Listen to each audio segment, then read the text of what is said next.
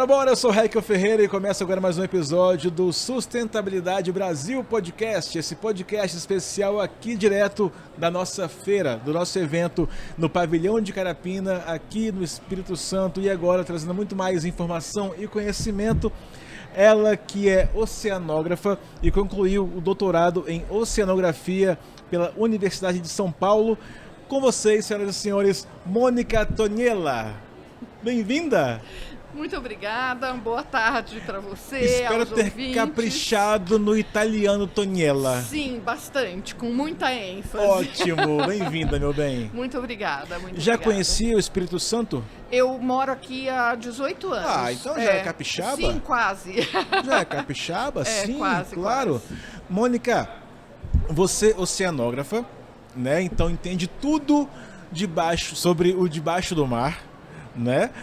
E você falou sobre o carbono azul.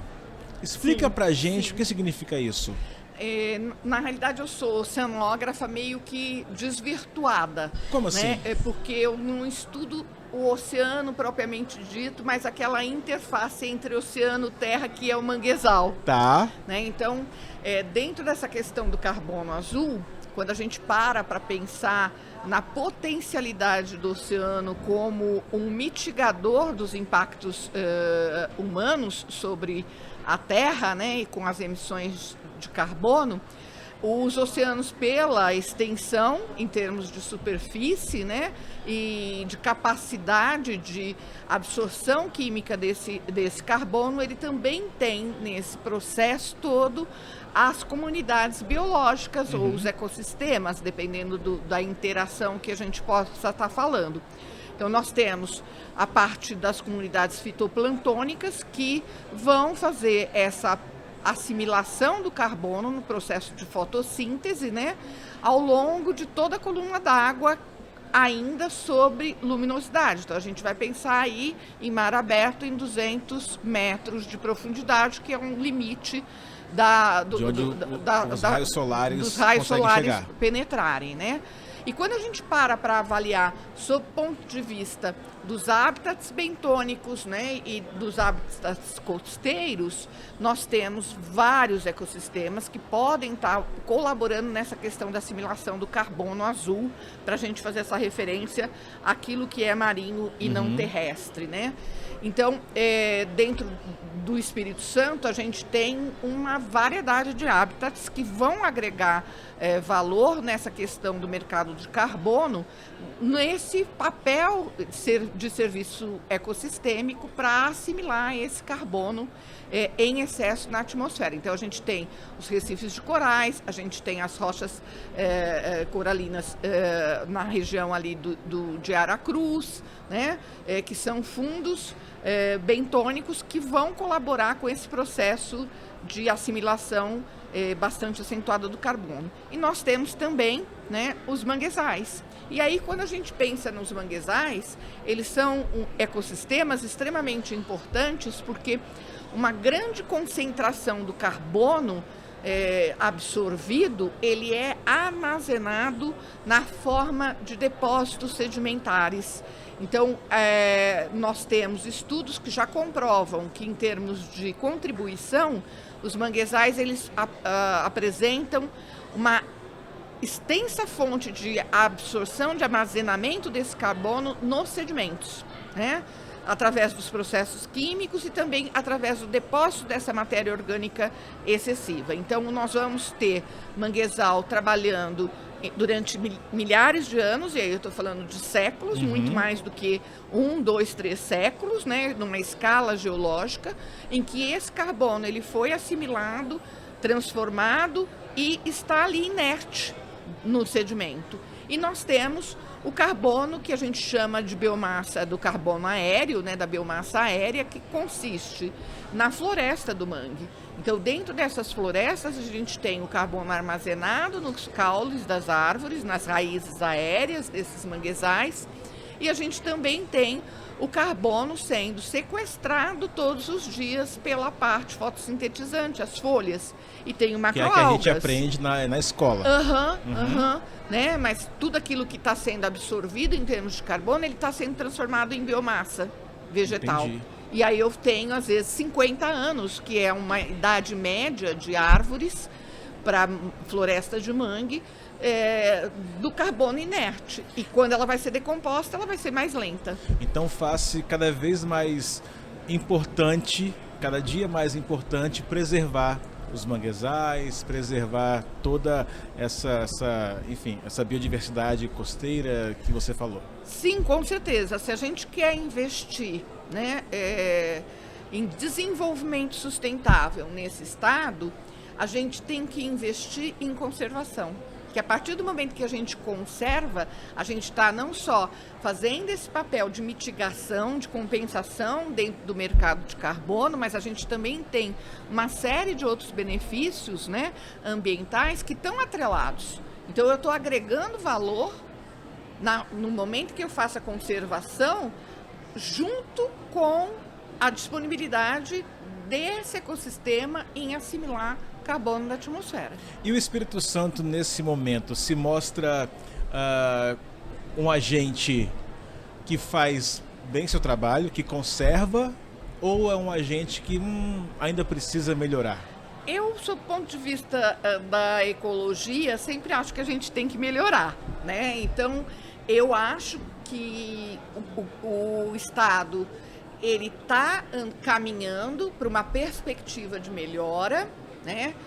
Se a gente pensar 10 anos atrás, a gente estava lá com o aumento dos portos, né, no nosso litoral.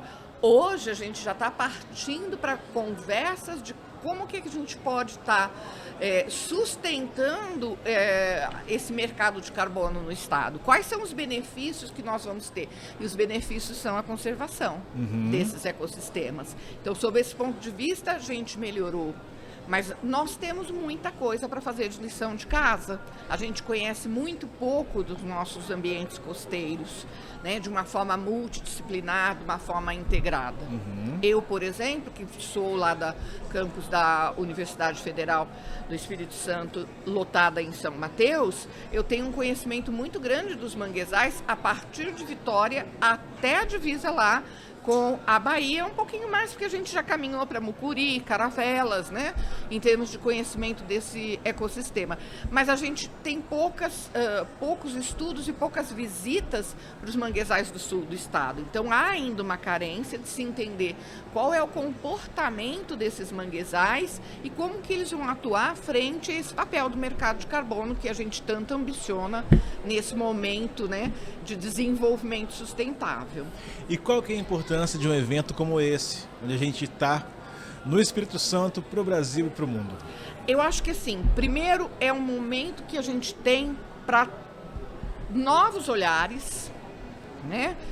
Troca de ideias, discussões que são fundamentadas em conhecimento local, em conhecimento científico e em conhecimento de vida prática, né? Da aplicabilidade do processo de sustentabilidade na indústria, no comércio, né? Então, eu acho que isso nos permite, quanto sociedade, a entrar nos processos de negociações, porque eu tenho uma visão da academia, uma visão ecológica, e quando eu ouço as necessidades dos outros setores, eu começo a me colocar também como num papel de atuação junto desse setor. E me obriga, quanto academia, a buscar soluções para esse setor, né? Porque não adianta eu... Só apresentar o problema. Ou até, por exemplo, assumir que isso é intocável, pela importância, pelo significado que tem e por uma série de outras questões. Se eu não deixo de usufruir o relógio, se eu não deixo de usufruir, né, uma série de outras coisas que vêm desse mercado. E vai impactando também, né? E que está impactando. Claro. Todas as nossas ações, elas são impactantes. O meu deslocamento de São Mateus até aqui é uma questão impactante, né? E que a gente ainda não consegue abrir mão dessas questões impactantes. Um pouco por um conforto, um pouco por uma escassez de serviços prestados, né, para gente, para que a gente possa abrir mão dessas questões, né? Qual é a minha pegada ecológica, né? a minha pegada ecológica ela aumenta a partir do momento que eu já estou querendo um certo conforto que o transporte público não me fornece. Não fornece ainda, Né? Então, qual é o papel, né, que a gente tem que fazer? E isso aqui, eles nos permite ter diferentes olhares e momentos de compreensão. Né? Eu acho que é o crescimento da sociedade.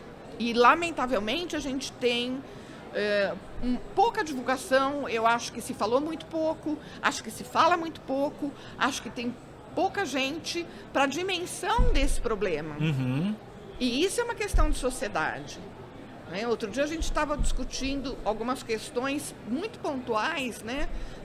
Num grupo de condomínio, por que a gente não sabe o que a universidade faz? Está tudo no site da universidade, mas as pessoas não procuram. Exatamente. E aí eles acham que a gente é que tem que correr atrás para fornecer informação. Mas não é só isso, né? E todo mundo tem o telefone na mão com tudo aqui, mas não procura, né? Exatamente. E a mesma coisa da questão da sustentabilidade. Por que eu não posso, como um professor numa escola, está acontecendo do lado do meu bairro, e eu, de repente, falar, poxa, isso é uma sacada que eu preciso ir lá para ver o que está acontecendo, porque é algo que eu posso estar discutindo dentro da minha sala de aula com os meus alunos. Exato. Não vamos entrar no problema do professor, né? Nem transferir a culpa para eles. Mas é para a gente pensar na dimensão do nosso papel quanto sociedade. Claro, cada um fazendo a sua parte, né? Exato, É isso. Exatamente. Mônica, muito obrigado pela sua presença aqui no podcast, aqui em nosso evento. Muito, muito legal ter você aqui com seu conhecimento e compartilhando conhecimento, que é mais importante também, e diálogo. Sim. Essa conversa é importante. Sim, com certeza. Obrigado. Eu que agradeço o espaço para a gente poder estar fazendo esses processos de reflexão. Ótimo. Eu sou Raquel Ferreira e esse foi mais um episódio do Sustentabilidade Brasil Podcast. Até a próxima.